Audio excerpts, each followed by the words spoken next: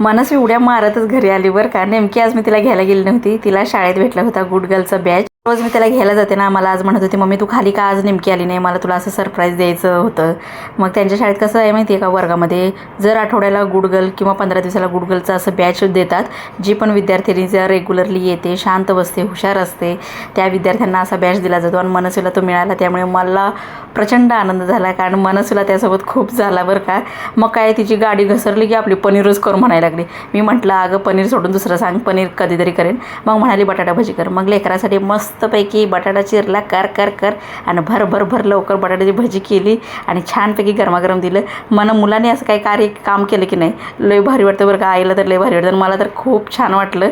आणि मनस्वीला म्हटलं असं चांगलं काम करत जा, चांगला अभ्यास करत जा म्हटलं. कारण मुलांनी चांगलं काम केलं की आईवडिलांना खूप भरून येतं, खूप भारी वाटतं. तुम्हाला कसं वाटलं व्हिडिओ सबस्क्राईब करा बरं का.